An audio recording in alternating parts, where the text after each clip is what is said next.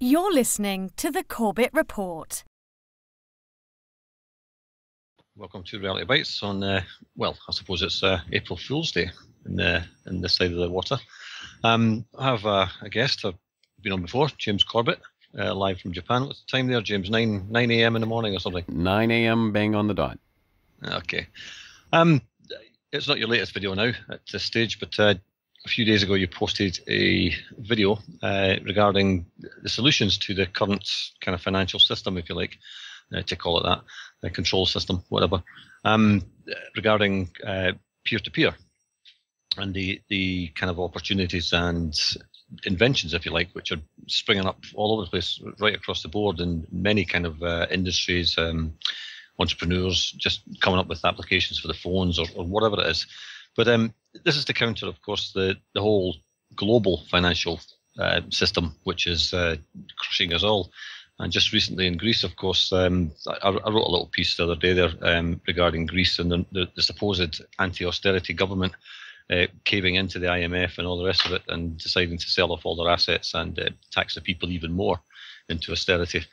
And I have a colleague in Greece, actually, who I've stayed with a number of times, who's got a small hotel on one of the islands down there. And, I won't say what it is, but a little hotel. And basically his day, this is 7 days a week during the summer season, which can last about 8 months. He starts at 6 o'clock in the morning in his little kind of bed and breakfast guest house. He gets up, he does the breakfast, he serves the breakfast, he cleans up afterwards, he goes around, does all the rooms, all the rest of it. Then there's about 2 hours sleep, gets up, does the evening kind of session, the meals and stuff. And then he has to clean all that up, go down to a local restaurant and work until about 3 o'clock in the morning. And all he says he's doing is paying taxes. That's all he's managing to do. And that's as a direct consequence of the austerity package right across Europe. And Greece being this big experiment, I think. And I don't know how far they expect to push them. I mean, Greece is no stranger to military rule. And who knows what will happen there. But that's the situation in Greece for just ordinary people anyway.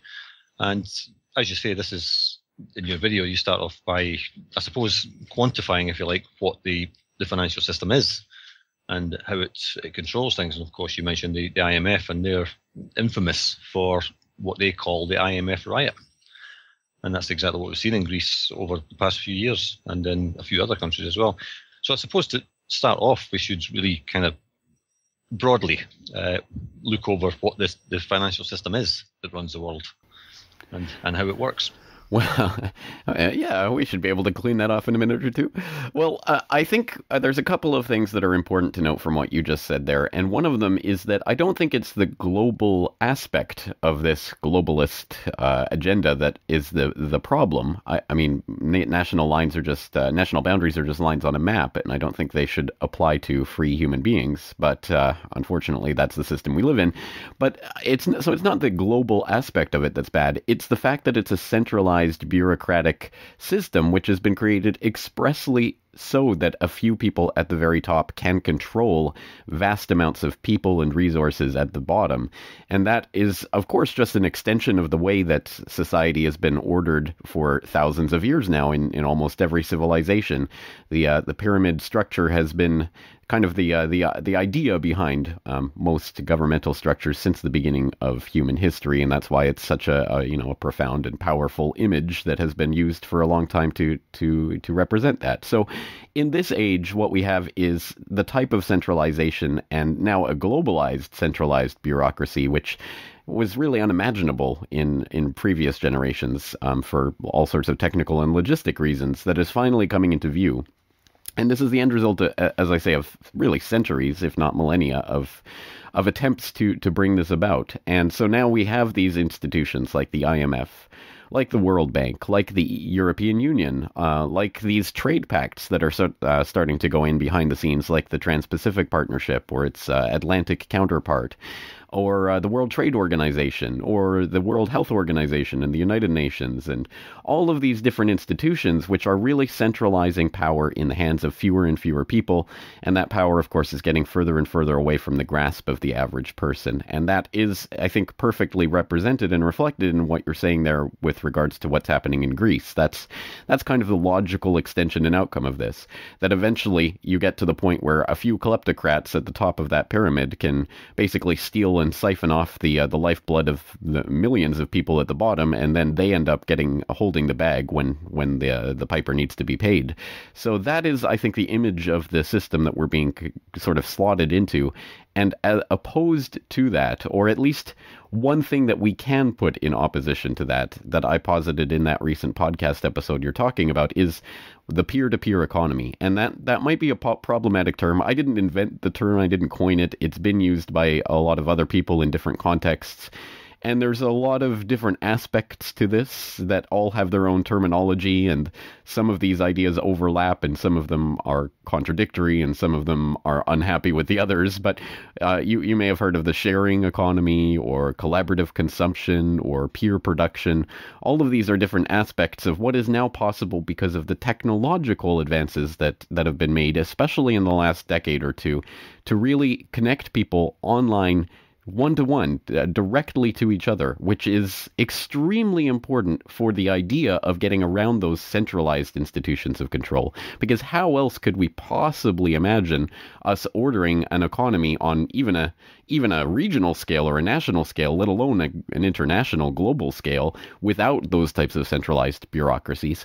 Well, this is the way that we can do it, through peer-to-peer connection. And for people who don't know what peer-to-peer means, basically a peer-to-peer network is one in which there is no centralized server from which all of the information of the network, or through which all the information the network is being passed.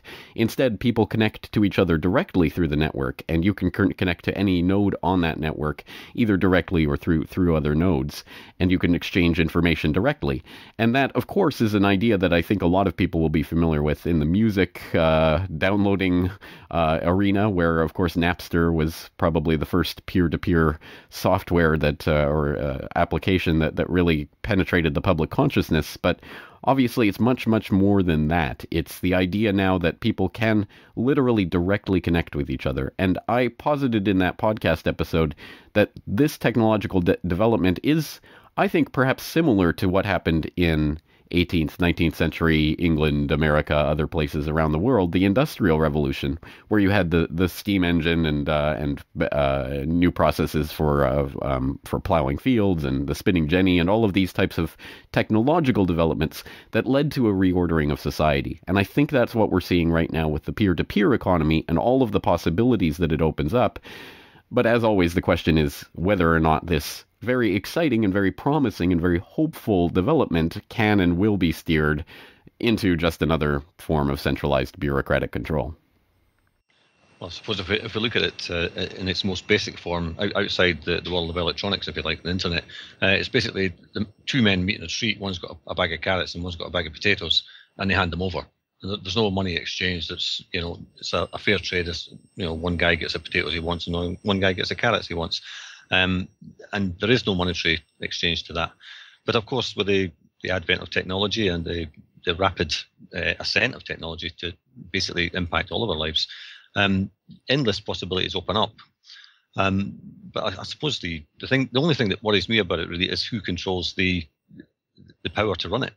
I mean, in terms of power, I mean the electricity, the infrastructure. I mean, I don't know how that's done.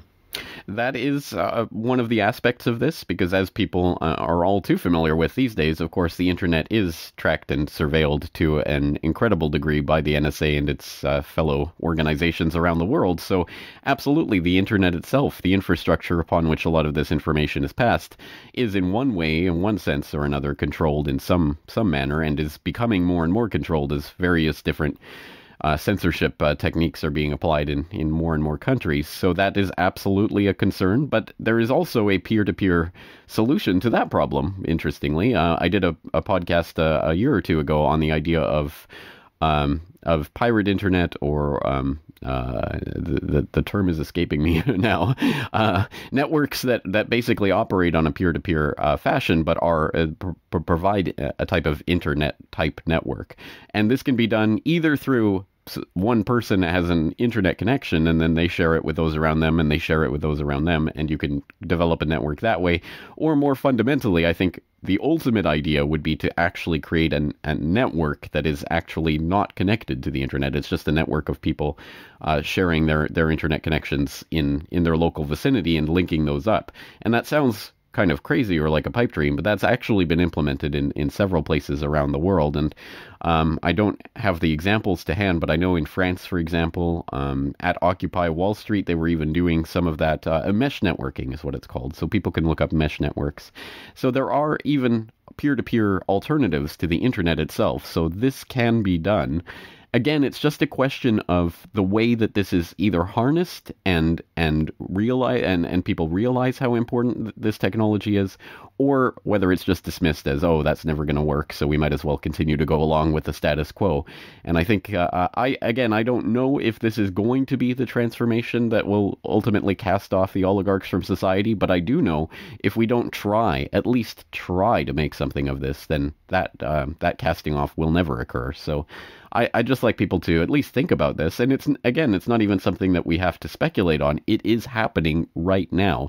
And I gave a couple of dozen examples in that podcast episode of things that are happening right now that are examples of this phenomenon, from the seemingly mundane, like couch surfing or ride sharing or those types of things, to things that I think are much more potentially revolutionary, like the 3D printing revolution, for example. The fact that people now can literally manufacture goods on their desktop, and those goods can be garnered from blueprints that they download online from open source communities. We can literally share the blueprints for creating things in the real world and then create them on our desktop. That is an extremely important part of the process of really deconstructing the industrial era society that where everyone has to congregate in factories somewhere in order to produce anything. We're now getting towards the point where we can produce things individually and we can share the designs for that anywhere around the world. And again, this isn't theoretical. This is already happening in even downloadable cars. There was the old ad, you wouldn't download a car, would you? Well, actually, you can download a car these days. There's things like OS Vehicle or Local Motors or different examples of this, where communities come together and design open source blueprints for actual roadworthy vehicles that you can then download. And if you had the parts, you could assemble it yourself, or you can purchase the parts, or you can even purchase it pre-assembled if you want. But still, the idea is there that this is already happening. So again, it can be very small and very mundane, but there are also some very big ideas that are going to be fundamentally disruptive to the economy as we know it, and more so as the technology develops. I mean, right now, 3D printing is really in its infancy and only able to do some very crude types of things. But as it becomes more and more developed and you get multiple materials and you can work with putting them together in more complex ways, soon we will be able to replace a lot of the things that we have lying around the house, literally at home on our desktop. And I think that is such an important part of the way that the economy is going to be structured in the future. I don't think it's a question of whether this will happen. I really do think it's just which way it's going to be harnessed. Again, we can imagine a future in which this is all heavily policed through very controlled and censored internet that has stringent copyright protection, so nobody can share anything in a collaborative community or that type of nightmare scenario. Or we could imagine people grasping and embracing and using this technology right now. And it's, as you say, it's not just a technological phenomenon. I think the technology is helping to make this possible, but this is an idea that really does, at the basic level, break down to two people exchanging things directly with each other without a middleman. And if you can get rid of the middleman that is the central bank that issues the fiat paper funny money that we take for money in our society, all the better. And again, that type of thing is happening more and more online, especially in what's called the sharing economy, where basically, does everyone on your block need to own a stepladder? Probably not, because you only use it for a couple of hours a month, if that, and so you share it around with your neighbors. Well, how do you coordinate that? It's exceptionally easy to do with the types of technology that exists now, and there are many websites online right now where you can share all sorts of things with your neighbors and community organizations. So I think the most important aspect of this is what it's going to do to our sense of community and the society itself. Because just as the Industrial Revolution made it necessary for people to congregate in cities and work together in factories and then go home at night and just basically vegetate in front of a television, I think this technology potentially, again, potentially, empowers people to organize in a different way where it doesn't matter where you live, you can still do your work because your work can be facilitated from anywhere on the planet. You can participate in communities of interest, and of course that facilitates actual human connection more so than the type of divided and conquered society that we're living in today. All of these possibilities come about as a result of the fundamental underlying change that's happening in the economy. Yeah, I just wanted to get the infrastructure thing out of the way at the start, so because people will say, well, how's this going to work without the infrastructure? So you've answered that these kind of projects are already underway and in some cases working. The thing about the 3D printing, I guess, I mean, it cuts out the whole argument about getting a patent and all the rest of it if people are doing it for the right reasons. Somebody invents something that can, I don't know, something for your garden, say some kind of tool that will help you do your gardening or whatever. And you can print out the blueprints at home or print the thing actually in reality. And, that takes out a whole range of bureaucracies. It really does. And again, let's try to direct people to actual sources of this so they can look at it for themselves, because it is already happening. For example, if you go to opensourceecology.org, you can download all sorts of blueprints for various types of farm machinery. I mean, this already exists. As a farmer, you can now build your own tractor or whatever, you might need through these design blueprints that are available for free download. They are already happening. These types of communities are already forming. So it is already starting to transform the economy in ways that I think a lot of people and a lot of talking heads either don't see or don't want people to see, because obviously we have to be kept in that mindset that, the only possible way to structure our society is through these globalist, centralized, bureaucratic systems of control with a very few people at the very top making all the decisions for everyone. The idea that we can actually collaborate directly with each other and share ideas directly, that's absolute anathema to the power structure. And obviously so, because that's the exact opposite of the vision of society that they have in store. Yeah, I mean, I started off talking about potatoes and carrots, and you brought up farmers. Take that to its logical conclusion. The farmer needs a new tractor, and he knows somebody who does the blueprints. He also knows somebody who's got the technical ability and machinery to make the parts. He puts out his request for a tractor of whatever specification he wants. He has the guy who can make the parts and put it together, or maybe that's somebody else. But he's going to offer them, a year's supply of food or whatever to do that type of thing. Again, there's no money changing hands. And it's quite simple in its concept. It just takes people to kind of believe it and to trust each other, which I think is that's a big issue in terms of the money system. We've all been taught not to trust each other. You don't trust the second-hand car salesman or the plumber or whatever, because they're all going to rip you off. That kind of concept. It brings, as you say, it brings people together there's a mutual benefit to both, and it's not money. It's something they actually need. That's exactly right. And again, I think these developments are potentially transformative of what we understand the economy to be, because of course in our day and age and in the industrial society that we're just growing out of right now, it has been structured along those lines of just trying to get dollars and cents so that you can be secure in buying whatever material goods you need. We are moving towards a different idea of how to conceive and how to structure our economy, which doesn't rely on that method as much. I think there will still be a place for that, but there is now such things as collaborative consumption, which I was talking about earlier, the sharing economy, that you can share goods with your neighbors in ways that are easier than ever, and which is a win-win in every possible way that you can look at it. I mean, when you look at the idea that basically all these the sort of unused productive capacity of the economy that we have, all of these pieces of machinery and tools and things that we have lying around that we're not using 99.9% of the time. Well, instead of everyone buying them, well, we can just actually share and use them together. That is such a transformative idea, and of course, it cuts down on waste. It cuts down on all of the excess sort of consumption in the society that's unnecessary. All of these things, and of course, this is again going to be anathema to those factories that produce tools that, or whatever the case may be, that we rely on people buying stuff they don't need. Well, we are really trying to move out of that right now, and I think the society as a whole understands that needs to happen at some point. But how do you do that within our current system? It's structured to make that very difficult to do. But again, this idea of collaborative consumption, the sharing economy, peer production, really does transform that and makes it so that really community is the important part of the equation, not the dollars and cents or whatever is used to facilitate the trade, but the community itself becomes more important.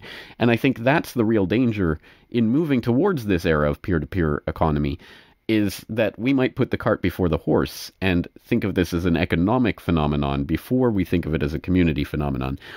That's why I advocate, and that's why I put in the podcast episode, the stress at the end of the episode, that it's about building community and community organizations and fostering relations with those around us. It should be the absolute first part of this before we move into these types of collaborative consumption and sharing economy models. Because without that sense of community, without having established community with our neighbors, then it is, as you say, I don't trust him. What's he trying to get from me? Why would I participate in this? What do I get out of it? It's not until we start seeing ourselves as members of these communities and start participating in them and start forming the organizations with like-minded people around us that we will start to see the real value of this and avoid those pitfalls that you talked about earlier about the potential for this to be censored or controlled or manipulated in various ways, which of course can and does and already has happened.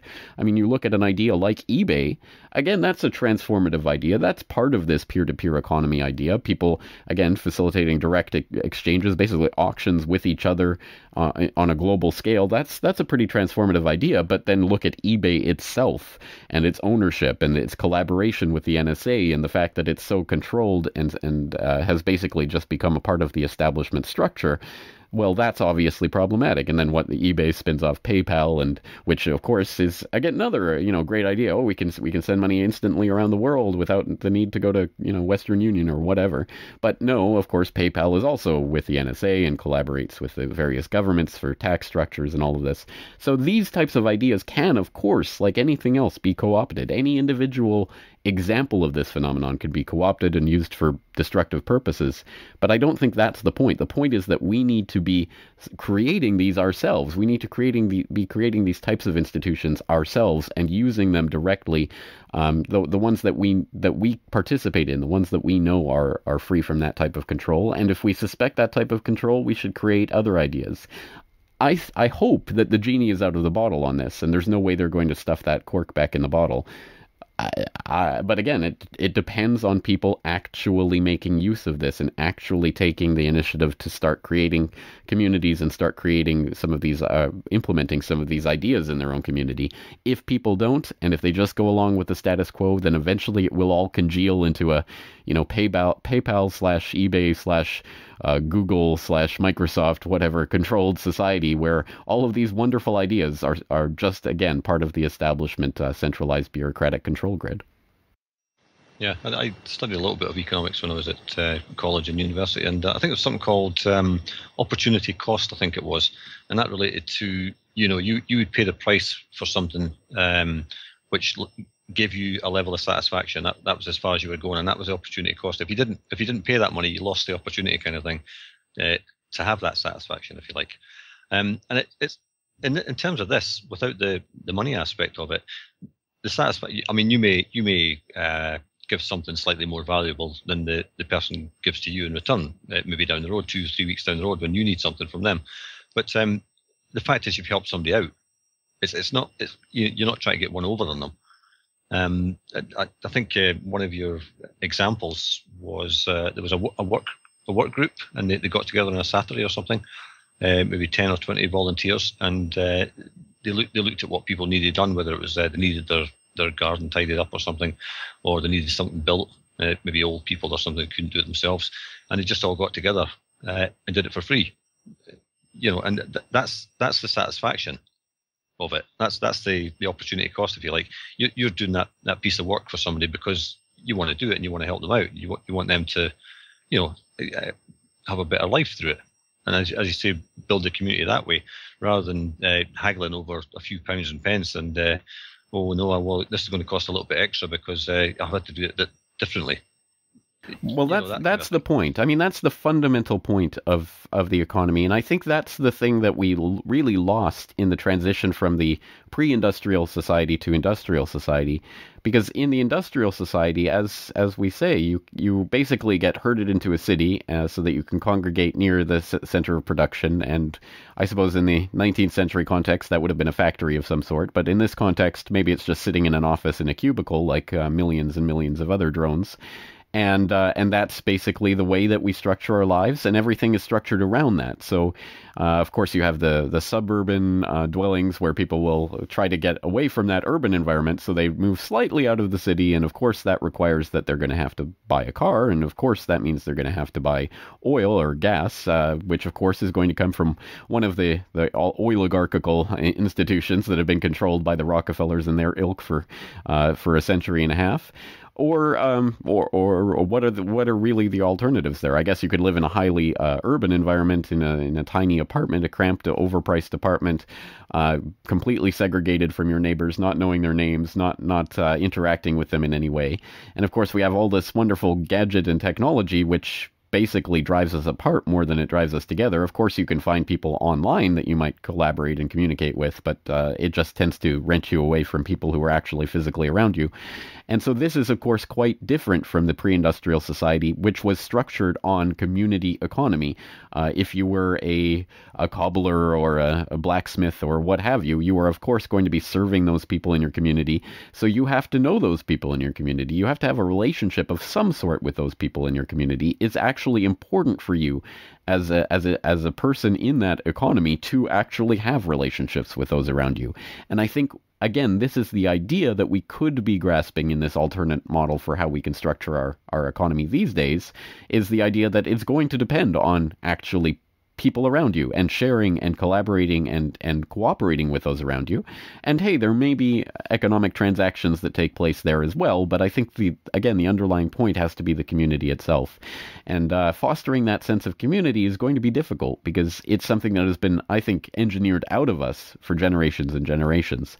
We tend to think of ourselves as atomized individuals who are completely against, pitted against everyone else in some sort of competition for those pieces of paper or those little bits of coins which we think of as money. And that is the silent third partner in any transaction that happens in our current economy, is the central bank that controls the issue of that currency. And again, if we can eliminate that, and there are ways to eliminate that, including all the various versions of cryptocurrency that are coming along, peer-to-peer currency itself, which eliminates the central banks from the equation. Again, there's so many different ways to do this, but it's becoming easier than ever. I mean, that's I think the point. There's a tipping point at which this becomes extremely easy to do, and all people have to do is start participating in it. And again, it's just such a overwhelming idea that I hope people can at least see the forest for all the trees, because people tend to concentrate on the trees. Oh, I don't like the idea of this particular example of the peer-to-peer economy, therefore it's a stupid idea. I think we have to get beyond that and see the bigger societal, civilization-wide change that's taking place right now, and whether we're going to steer that in a good direction or allow it to be subsumed by the status quo. Yeah, I mean, of course, in any kind of economic model, there's going to be success and failure. So, I mean, some of the peer-to-peer ideas might not work. I mean, and some of them will. That's just the way it is. Some will be successful, some won't. But I mean, even the term peer-to-peer, it means you're dealing with people like yourself, like-minded people who have the same enthusiasm for what you're trying to do, and presumably some similarities of belief system. It doesn't, not religious or anything, but you believe that something has to be done to withdraw from the system we're in to make our lives better. Exactly right. And I don't want to come across as someone who's just talking about this, out of his bottom. I mean, I'm talking about this from my own experience. I am a peer-to-peer funded journalist. I mean, there are people out there who literally, I'm blessed to have a following who will subscribe to my website or donate or purchase DVDs that literally make it possible for me to do this work. And that is something that would have been technically, I guess, theoretically, somehow or other possible in previous generations, but it is really in our grasp now to start doing this. And think about the changes that brings about in something like the reporting of news. I mean, in any other era of mass media history, at any rate, in order to do what I'm doing now, to speak to millions of people around the globe, I would have had to have been a part of some sort of corporate entity, in one way or another, going through the publishers and editors of some vast, oligarchical system of corporate control in order to get my message out to other people. And there's no way I would have gotten the message of 9/11 truth or anything of that sort out to millions of people as I have done through what I'm doing right now online, through this peer-to-peer exchange of information that's happening right now.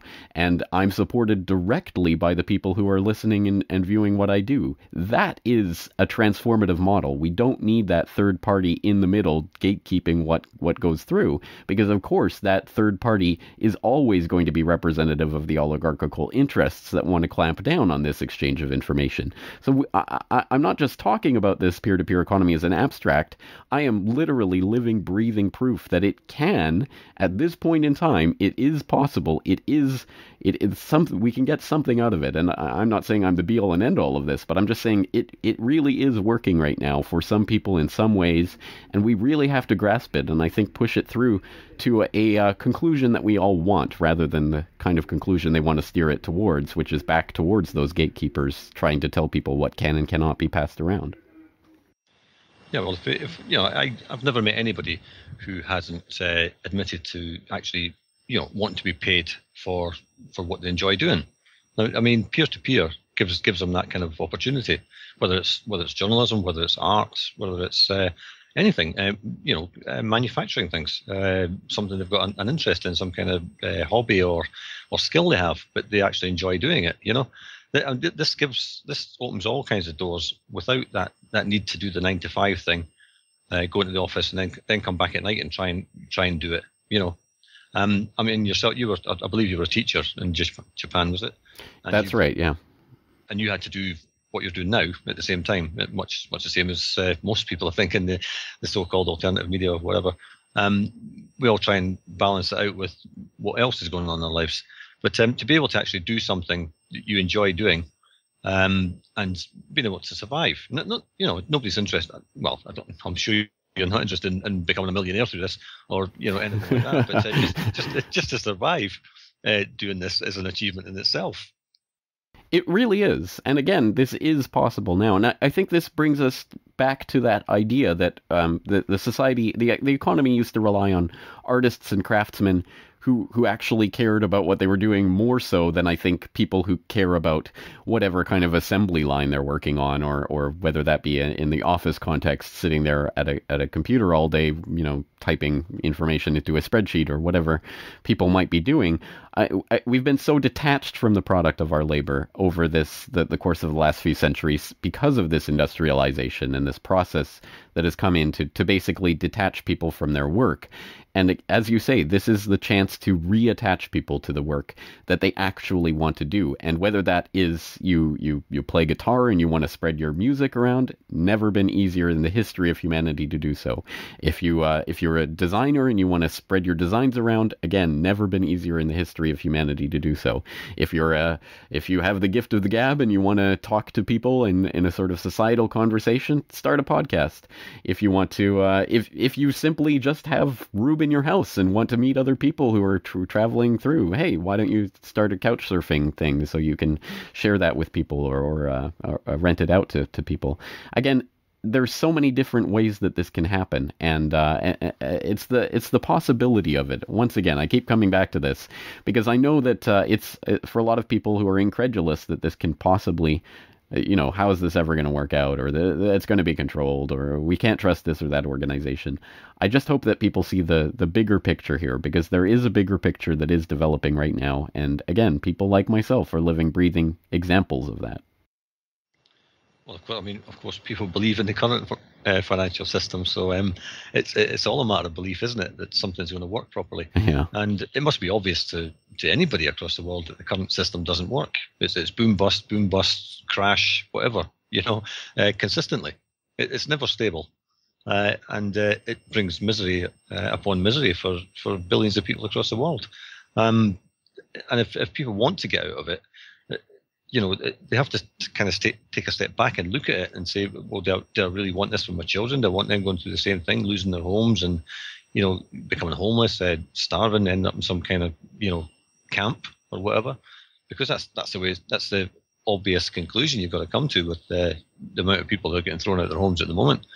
We'll have to look at the amount of foreclosures in the US. I mean, I don't know where these people have gone, all these people that lost their homes, But again, going back to the work party that did the thing on a Saturday, I mean, even in the UK, there are so many builders out of work, skilled tradesmen, bricklayers, electricians, whatever.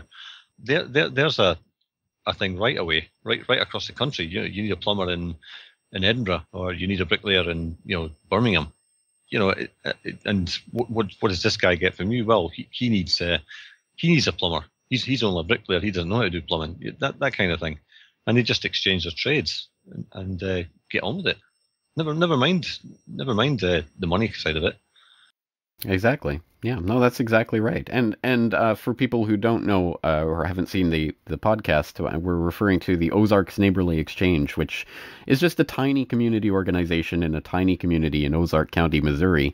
That I think is just one example of, I'm sure, a million that are taking place around the globe. But in this community organization, as you say, every month they organize a work party of some sort. So some member of the community will say, oh, I need a new fence built for my property, or whatever it is. And the people will organize, come together, get the materials, and go and, do that project for that month.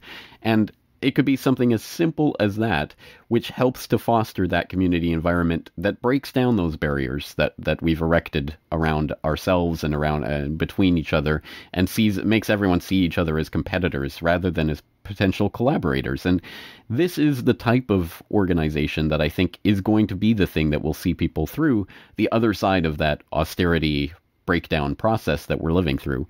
Because unfortunately, the way the system is structured currently, the austerity, painful, rioting, people unemployed, misery that is being inflicted on more and more people in the industrialized world, let alone the developing world, is to the advantage, to the benefit of the oligarchs who want to centralize control, because they will always be able to come in and say, oh, look, everything's breaking down. We need more power in order to save you. So the European Central Bank will start to argue, well, we can't let each individual European country, run their own economy. We're going to need more control over that.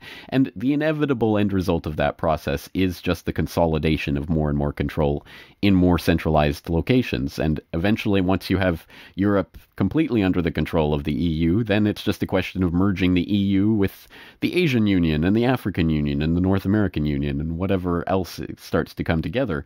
And I think we all know where that process leads to in the end. It's to having a very few people at the very top controlling the entirety of the globe. I mean, that's something that is at least feasible and a logical development of the process we see taking place, where every time something fails, every time there's a crash, the centralized systems get more and more power.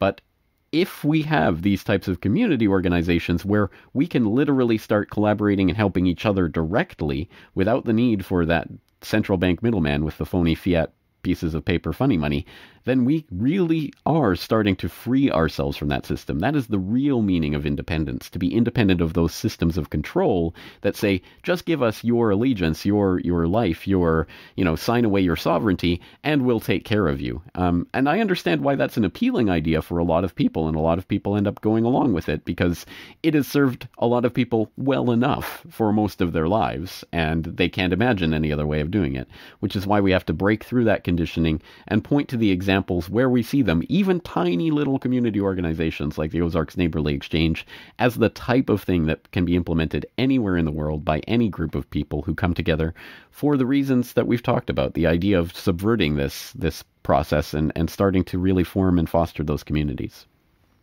Yeah, of course. I mean, of course, this could be done in one street. You know, maybe only have 20 or 30 houses, but it could be done in one street on that kind of basis, and then, you know, street by street as more people get to know about it. But I mean, I've no doubt this will take off in a number of places, similar to the Ozark thing, because it works, and people can see it works, and I, you know, as it kind of develops. In terms of, I suppose the Ozark thing's possibly the most kind of in-your-face thing. You can actually physically see people doing things rather than the online stuff. How are the authorities, so if you want to call them that, the self-claimed authorities, yeah. Yeah. How do you think they're going to react if this kind of spreads like wildfire? I mean, I don't see that they can really do anything. Ultimately, I think not. Not if enough people participate in it. But to be fair, I mean, this isn't a straight line, as I said in the episode. It's not a straight line from A to Z. I think there's a lot of pitfalls along the way, a lot of ways that this can be diverted, controlled, subverted, co-opted. I mean, one example is the co-opting these ideas. So taking an idea, like an eBay type idea, and then making it into eBay itself, and then controlling eBay through its ties to the government and the NSA and all of this behind the scenes is one way that this phenomenon can be subverted. So control the organizations by subverting them, co-opting them, centralizing them, and putting them in the back pocket of the so-called would-be authorities. And of course, there's legislation that they can come out with. They can say anything that they want is illegal. There's municipalities around the United States that have tried to claim that collecting rainwater is illegal. Feeding the homeless has been declared illegal in various cities in different times. And that's why so many people always say when you present them with these types of ideas, oh yeah, but you know, if this ever took off, they'd just clamp down on it. Well, yes, they would attempt to clamp down on it, absolutely, and they already are in various ways. They'll try to ban raw milk and things of that nature. But the point with those types of legislation, with the bans and things like that, is, well, yes, if you just roll over and go along with it, I suppose that is the end of the story. But that isn't the way that it has to go. And in fact, we have specific examples of that. There was, I believe it was a city in Florida that tried to ban feeding the homeless. So a group organized a mass feeding of the homeless as a direct violation of that would-be ordinance. And eventually the courts ruled it down and ruled in the favor of the people doing this. And now it's no longer illegal to feed the homeless in that city. I mean, so these types of fights will happen. There will be kickback, and there will be, it will not be an easy road at all times. But the more that this is done, I mean, it is a muscle. The more it is flexed, the more it is worked, the bigger it will grow.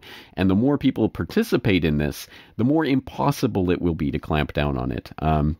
Even the most brainwashed of police officers will still have qualms about fulfilling, arrest quotas for community organizations that are gathering to help each other out and things of that nature. At a certain point, when that becomes a real cultural phenomenon, I really do think it is unstoppable.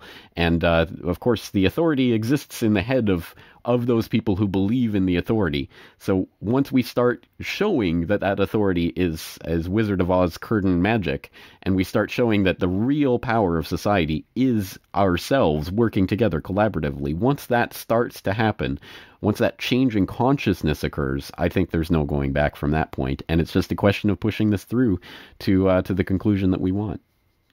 Yeah, I think that case in Florida was a World War II veteran actually started that off. He's been arrested a couple of times for doing the same thing, feeding the homeless. And because he was a World War II veteran, I think he was in his late 80s or early 90s, and he was still doing this kind of thing. And the people just got right behind him and said, this is ridiculous. How can you not feed the homeless? And as you say, they just went out and just disobeyed it. And that's I've said it all along. People just have to start saying no to all of this stuff. Yeah, just ignore it. And just to add to that, I just looked it up. It was Fort Lauderdale, so people can look up. RT had a post December of last year. Florida judge lifts ban on feeding homeless in public. So again, people can stand up to these stupid, ridiculous laws. And again, the laws are only only as good as the people who believe in them. And if people don't believe in them, and if they do not comply with them, at a certain point, the so-called authorities will have no authority. Yeah, I mean, one of the ridiculous things that got me here, we've got a gas stove and the gas mains connected up, and we've got to pay. It's got 3 different people have got to do this job: the meter, run the pipe to the stove, and connect it up. You can't even buy the pipe to fit yourself without connecting it. Just running the pipe, you're not even allowed to buy it because you're not licensed. That's how ridiculous it's getting. It's like the movie Brazil. You need about 4 or 5 different people to do one simple job, which could be done by obviously more or less anybody. Anybody can run a piece of pipe, just roll it out, and that's it. But you can't even buy it here because you're not licensed. And those kind of things that you mentioned, legislation. Again, it just has to be ignored. I mean, obviously you don't want to put anybody in danger or anything, but it needs to be ignored. All these ordinances and building regulations. I mean, if you've got qualified builders who know what they're doing, they don't need some guy with a clipboard, a piece of paper telling them they're doing it right. It's not in their interest to build something that's going to fall on somebody, because they're not doing it for this big profit motive and putting the cheapest materials in or anything like that. They're doing it for the right reasons, so they're going to do it properly. Let's even appeal to the most cynical in the audience, people who say, well, what's wrong with the profit motive and what's wrong with doing this for that reason? Well, okay, even in that case, it's to the advantage of people in a peer-to-peer economy to be as real, as faithful, as true, as honest in their work as they possibly can, because that the reputation of an individual person becomes really their currency.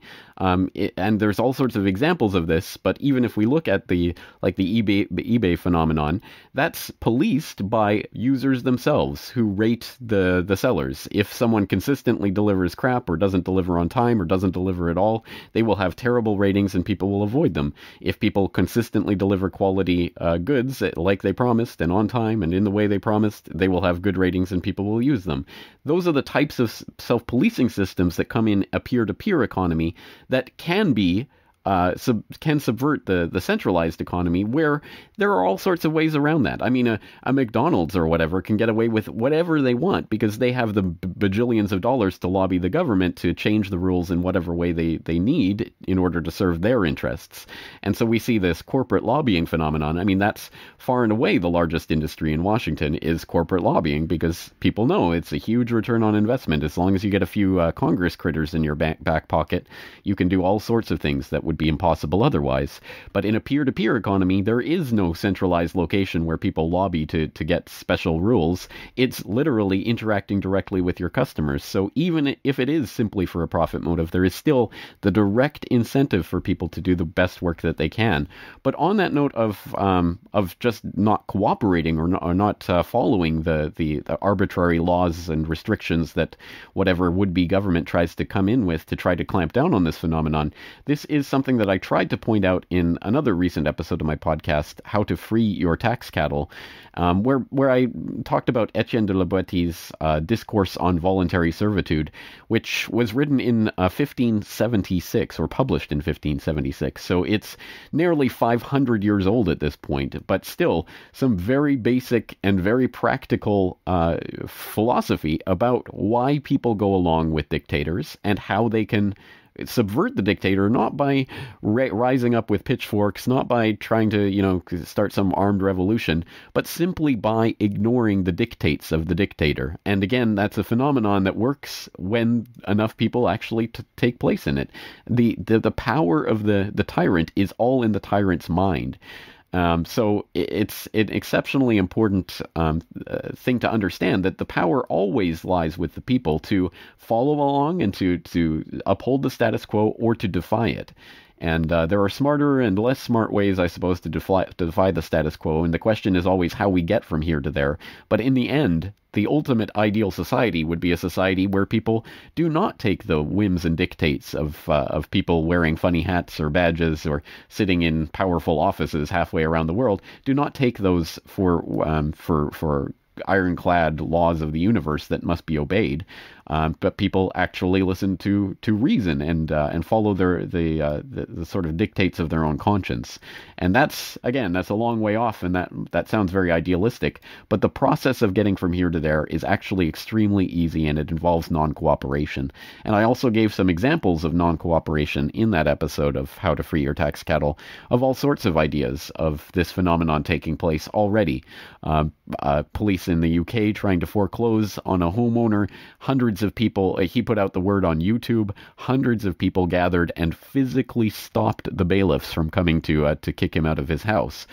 Similar process is taking place in Spain. There's the ban on feeding the homeless in Fort Lauderdale, as I say, overturned by the court once enough people started protesting against it. So again, so many different ways that this phenomenon is already happening, and I just hope people realize this is a wave that you can either ride on or you can be subsumed by. So hopefully it's the former rather than the latter. Yeah, definitely. Definitely non-cooperation with a system that's out to do you harm, basically. So why would you cooperate with it? A colleague of mine and a fellow host here has just mentioned that he's 1 hour from Ozark. So he's going to go up there and check it out. He's a bit of an entrepreneur himself. He makes gemstones out of just stones he finds and polishing them up, and broken crystal glasses and stuff like that. And so he's going to go up there and check that out and maybe come back with some kind of video report on it. And that should be quite interesting. I lost my train of thought there. I was thinking of something else before that went on. Couldn't have been important. Possibly not. Yeah, I mean, you mentioned non-cooperation, obviously, and the thing about these ordinances and laws and all the rest of it, most of them are unenforceable. So the basic tenet is that if a law is unenforceable, then it's no right being a law anyway in the first place.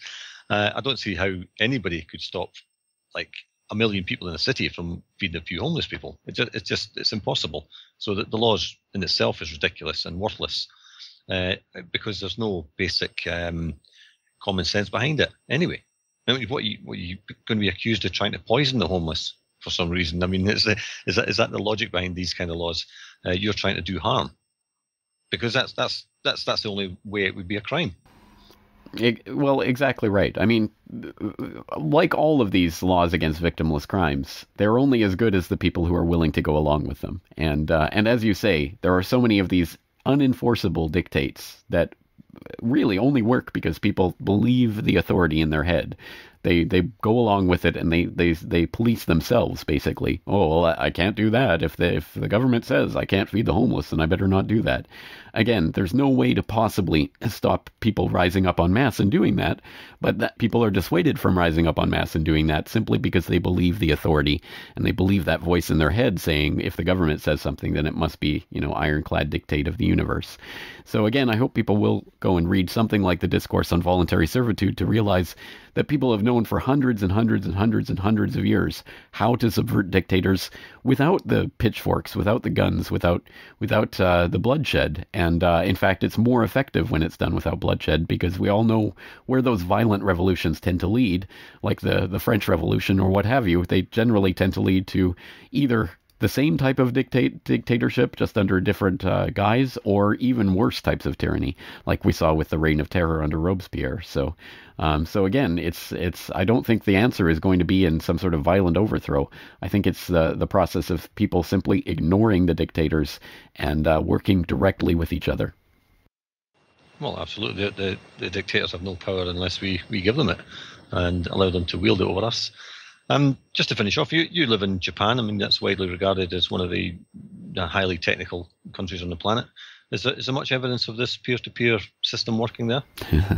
It's interesting you bring that up, because certainly, excuse me, I'm losing my voice here, but certainly the idea that a lot of people have is this is an extremely technologically advanced society, and I guess in the sort of, the development, the bowels of the research projects of the various companies, I suppose there is some advanced technology. But in terms of everyday life here, it's really not nearly so technologically advanced as people might think. So, I mean, banking and everything is still very much done with paper and pen, more so than it is with computers. So, I wouldn't say there's that degree of detail here, but I think there is a greater degree of community involvement and community and the sense that community is important here than there was in Canada, where I'm from. So I think that is something that hasn't been wrenched out of the Japanese people in the same way that it has been wrenched out of a lot of people in the Western countries.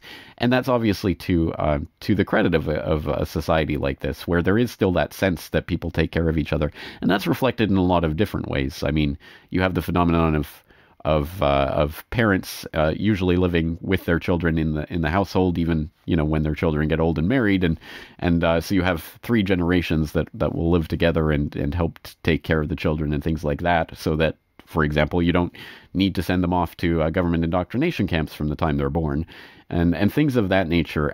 There's also the sort of community, the family farming idea. Every family has a little rice paddy somewhere out in the countryside where they all go to chip in the harvest time to bring in some rice and vegetables and things like that. So there is still that community sense in a society like what we have here in Japan, and I think that's much to the credit. But it's not necessarily a technologically advanced one. Well, I mean, having said that, I mean, the fact that it is that kind of community already is got to be a good breeding ground for a kind of peer-to-peer economy, because people are already in that mindset. I think it gives them a head start anyway, and I'm very excited to see how that could play out. But unfortunately, the Japanese have been under imperial conditioning for a very, very long time. That means that a lot of them very much obey authority unquestioningly and will use whatever kind of the default status quo institutions are. So most people will keep their money in their bank account, one of the big banks here, and they will purchase Japanese government bonds as their retirement savings, and that's kind of the way that a lot of people operate. So I think the imperial conditioning needs to be broken out of here, and I think that's going to be the real hurdle. But again, there's all sorts of community organizations that are springing up and ideas that are coming to the fore. So I think it's an exciting time. But again, like any other time in history, it's what we make of it. And if we don't appreciate what is at least possible, then we'll never be able to bring it to fruition.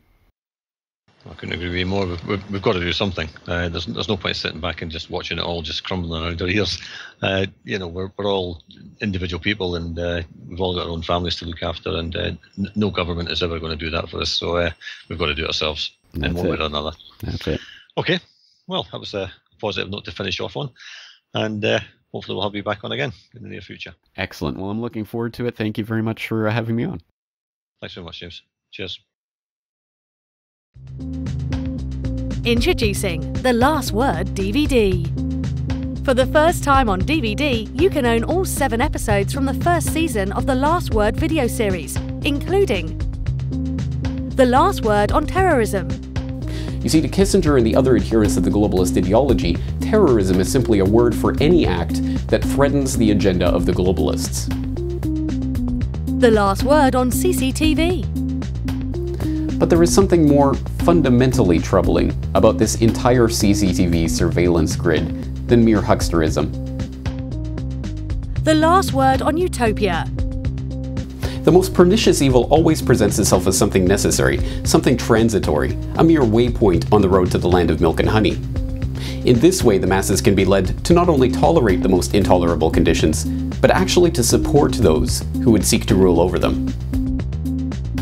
And the Last Word on Independence. It is a choice that we make each and every day to live in independence or in slavery. Every day is Independence Day. The Last Word DVD. Buy your copy today at corbettreport.com.